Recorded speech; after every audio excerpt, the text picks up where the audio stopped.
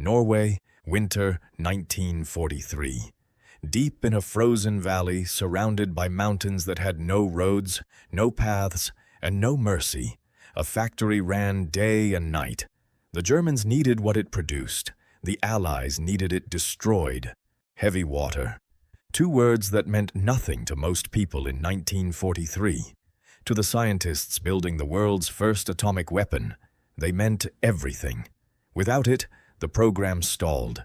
With enough of it, the war could end differently than anyone wanted.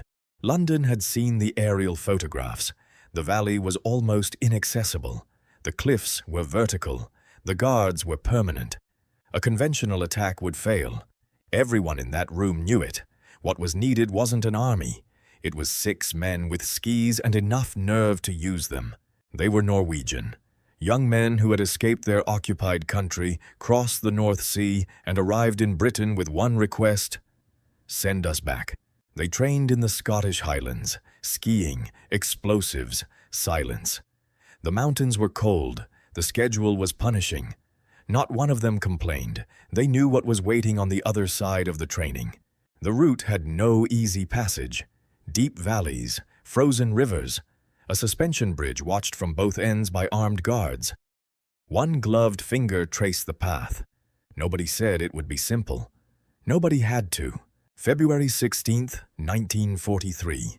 A British bomber climbed into the night over occupied Norway. Below, nothing but white mountains and the darkness between them. 6 men stepped out into the frozen sky. No landing lights, no reception committee, no roads below them. Just snow, silence, and a mission that couldn't fail. They found a cabin, small, cold, barely shelter, but it was invisible from the valley, and that was enough. They waited. They studied their maps. They listened to the wind. At sunrise, they looked toward the mountains.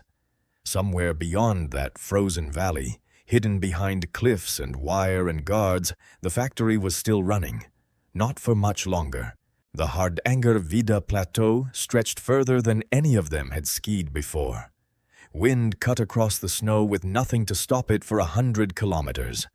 They kept moving. Then the valley appeared, 600 meters below them, the Vemork plant. Lights burning through the winter dark, smoke rising into frozen air. For the first time they could see exactly what they'd come for. One man raised his binoculars. The bridge, the guards, the searchlights. He lowered them slowly, said nothing. The bridge was the obvious way in. Narrow suspension, open on both sides, floodlit. 2 guards at each end. Walking across it would mean being seen before the first step was taken. They gathered around the map in the snow.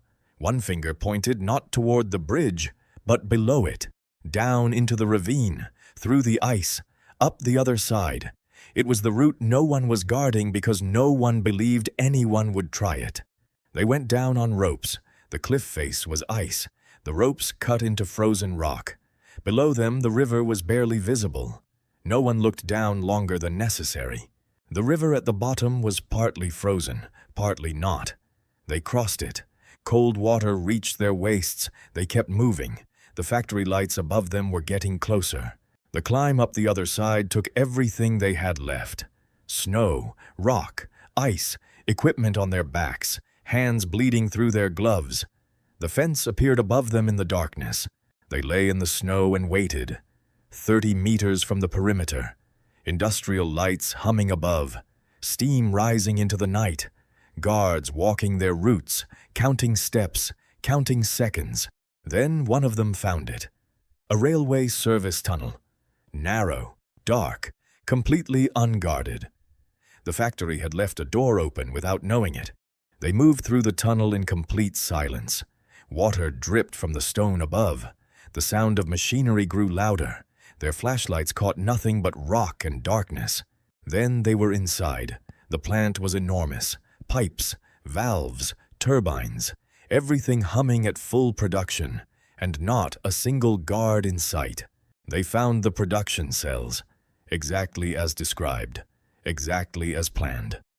One man compared what he saw to the sketches he had memorized. It matched. The charges were placed with practiced hands. No rush, no panic, no noise. The factory continued producing exactly what Germany needed for exactly 2 more minutes. The fuse was set. A gloved hand closed the detonator with the same care used to open it. They looked at each other once. Then they moved. Back through the tunnel, back into the cold, back down the cliff toward the frozen river below. Behind them, the factory was still running. For 30 more seconds.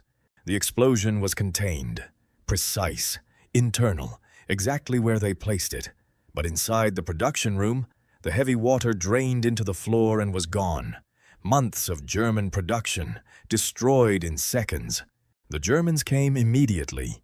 Engineers, officers, investigators.